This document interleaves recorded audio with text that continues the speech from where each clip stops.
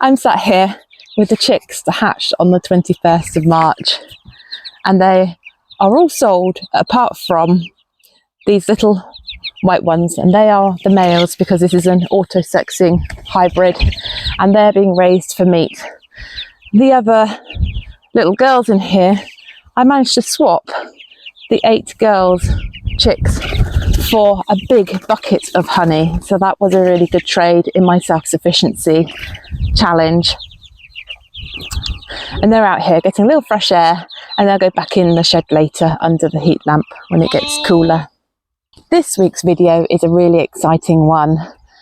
I will be sharing with you a collaboration with Flocks and Fields with Jim and Lou, with Heart's Humble Homestead with Dean and Kirsty, and Otterwood Cottage with Emma. We are each asking a question and sending a video to each other with our answers. So if you want to see my answers to their questions, you need to tune into their channels to find out what the question was and what my answer was. Links will be in the description below.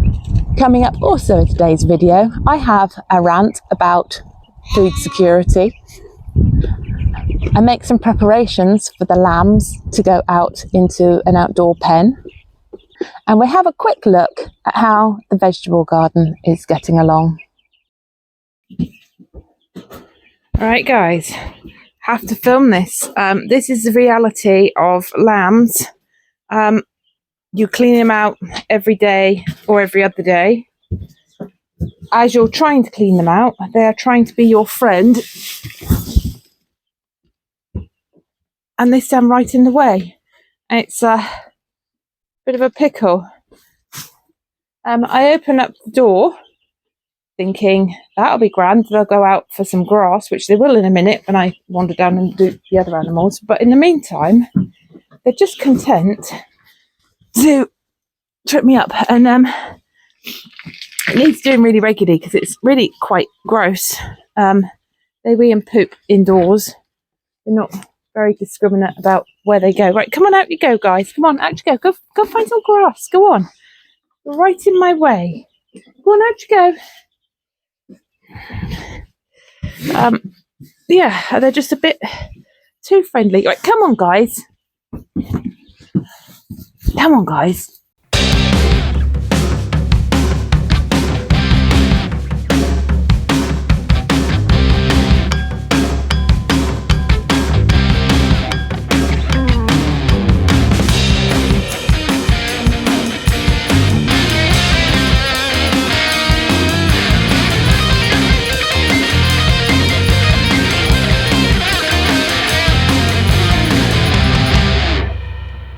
There is one thing, no, because I've just been cleaning up.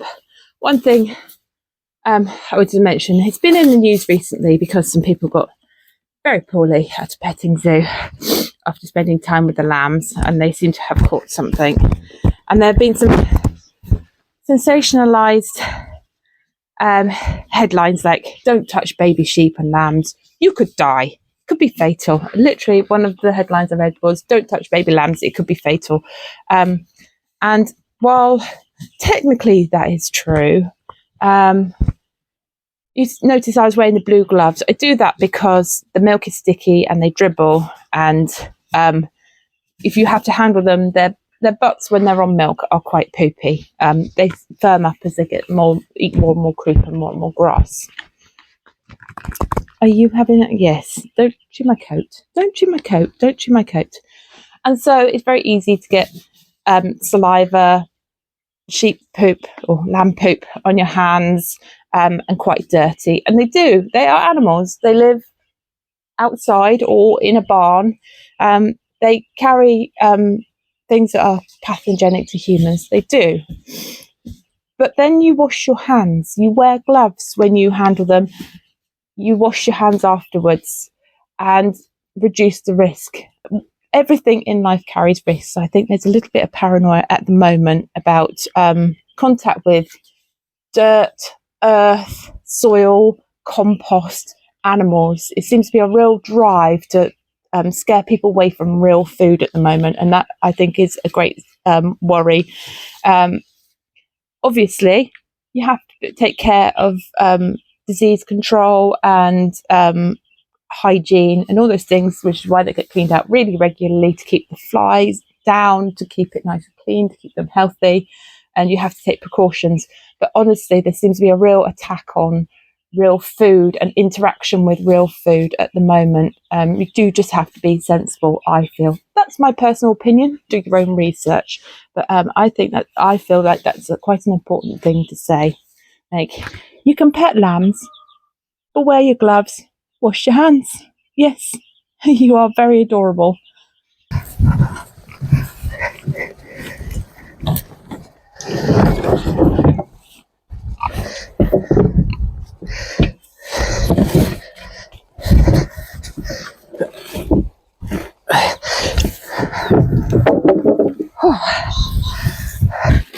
Oh, that was hard work. The idea is to make a fence enclosure in this area for the lambs before they come out on pasture, to keep them fenced in and safe. It's next to the pig area. I'll just give you a very quick tour and show you my ideas. I think we'll probably have to come back another day to do this job because that was hard work. Kevin and Ava here have been landscaping, and this is their new area. So the top of the farm is all the way up there, the entrance and the shed, and then there's the chicken runs, the annual vegetable bed, and then the perennial vegetable garden. The caravan is there, and Kevin and Ava are here, and then next down from there will be the lamb or the grazing paddocks. May not always be lambs in there, but for this summer it's definitely lambs in there. Now, I'm very lucky having got this farm. The stock fencing around the perimeter is pretty secure and solid. All those fence posts are really secure, and that's the stock proof fencing all the way around with two strands of barbed wire. So that is really useful. I'm going to come down to, I think, this next post. I'm going to cut away the undergrowth so I can get into there to the wire. And then I'm going to, I don't know if you can see the post, there it is, there's a post. I'm going to attach the cattle fencing to that and bring it up this way. And the cattle fencing is going to run all the way from that post along here in a straight line up there for 50 metres, I hope. And then I'm going to measure 50 metres down the hedgerow and do the same up. And then there'll be another 50 metre length across the top near the ridge. I'm going to have to work out in all about where I'm going to put my gate and how that's going to work. But we need to do that because the lambs need to go out very, very soon. So it's time for a quick, honest appraisal of both the perennial garden and the annual vegetable beds. Now, the perennial garden, there are quite a few weeds and a lot of them are dandelions, which is a problem. I am going to go and deadhead all those so that they don't have the opportunity to set seed. That's my first task. And then, as I have time over the next week or so, I will be trying to get as much of that dandelion root as possible. But things are going well in the perennial food forest.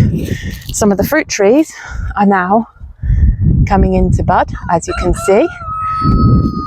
So first year, so some of them are coming into good strong leaf, like this damson, but there aren't any flowers as yet. I expect those to come next year. This bottom swale berm is doing really well. I've got halfway through weeding through here, and again I just take out the taproot things, everything else gets mulched. So my quince that got munched last year is coming back. The comfrey is doing very well. I have got loads and loads of garlic cress there, you can see. Again, taprooted weeds are going to have to come out. There's a nice big thistle there. I have some of the flowers for the pollinators coming back here. I think that one is Lynchness viscara, if I recall correctly. I'll remember when it flowers. The hyacinth, the white hyacinth, are now done. I've got a lovely carpet of wild oregano coming through there. Some of those at the back are Allium Christophi, which will look nice in the summer. And this poor apple tree that got munched right down to here, you can see this is where the sheep munched it too. It's got some leaves at the bottom. I don't know whether it'll come to much. I've got a gorgeous patch of foxgloves there, which will be great for the bumblebees especially. More foxgloves coming there. This is my honeyberry bush, and I made a terrible mistake with my honeyberry bush. When I bought it, I knew I had to research and buy a second one so that it would pollinate, and I thought I had done that. And it wasn't until I watched another YouTuber's video, I think it was Dave's Garden Vine. Thank you, Earl. It wasn't until I watched that video and he was talking about the different varieties he'd chosen to cross-pollinate, and I went to check what my 2 varieties were because he asked which varieties I had, and I could only find the one. There are lots of things hidden in amongst here. There are things like bunching onions, they're Welsh onions. We've got the aronia berry that's coming into leaf.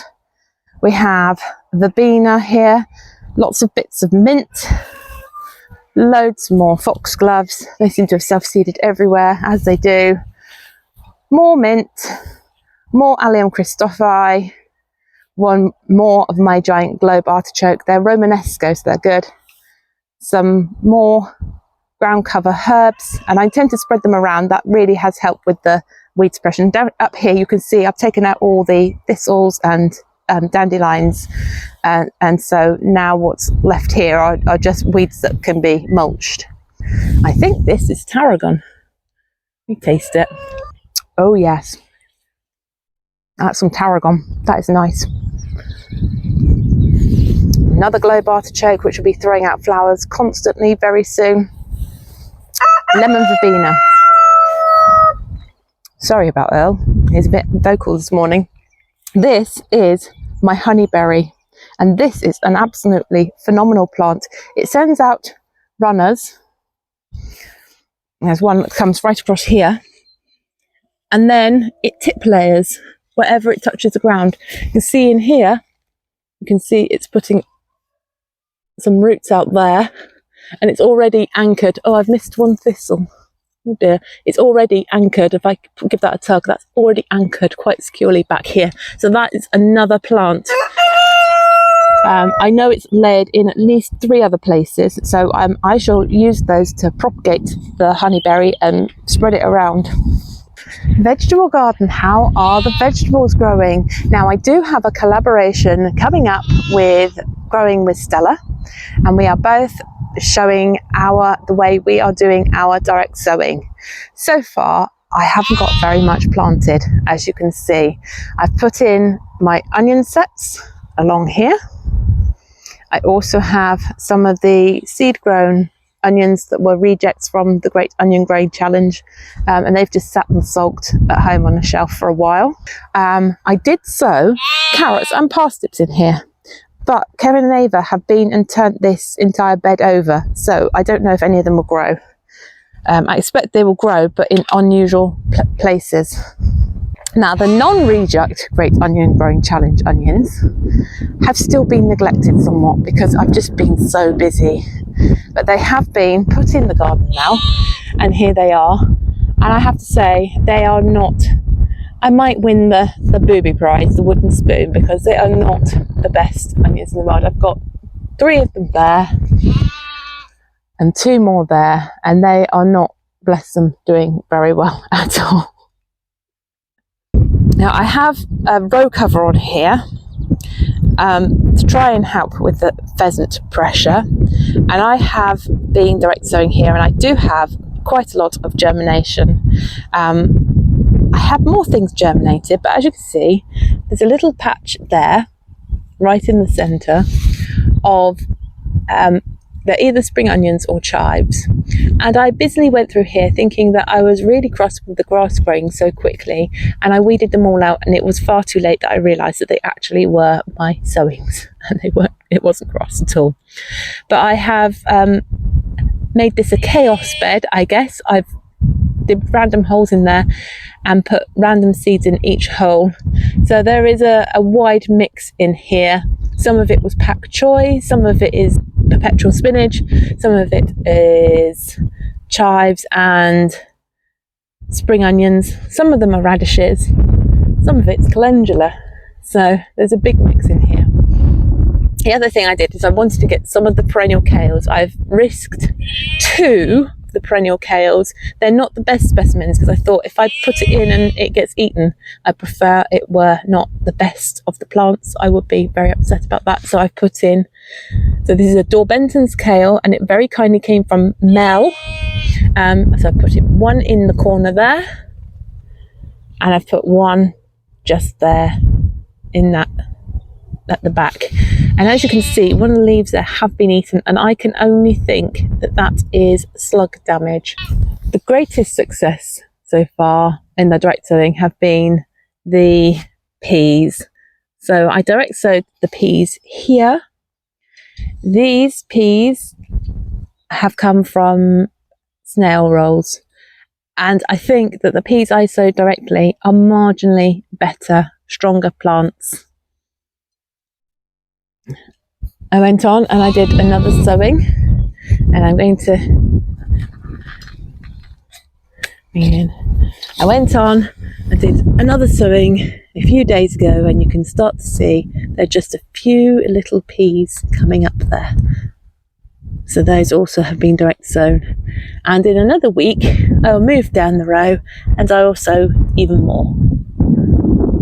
Well, that's how it's going in vegetable gardens. Now it's time to take a look at that collaboration, and we're going to start by hearing what Jim and Lou have to say when they answer my question, what was the spark or the moment that made you realise you were going to start a small holding? Hi Joe, Jim and Lou here from Fields and Flocks with our pet lambs.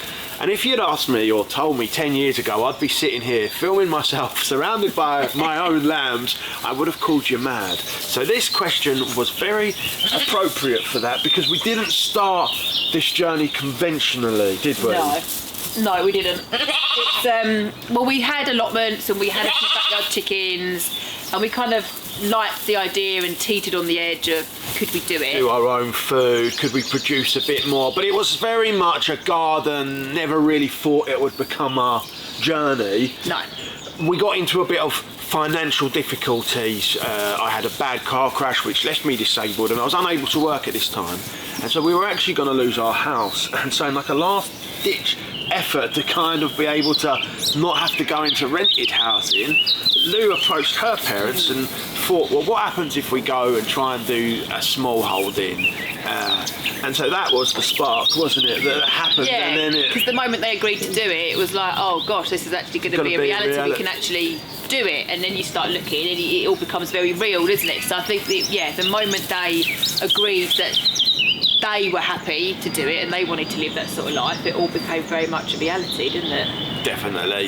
So that was our unanimous decision on what was the spark that made us on our way to our small holding. Thanks for having us on the channel, Joe. Me. Hi Joe, hi everybody watching. Kirsty here from Hearts Humble Homestead, answering the question on what's caused the spark to create a small holding. So this was Dean's response. Hi Joe, Kirsty asked me to input a little bit. It was, what was the spark that inspired us to get into this?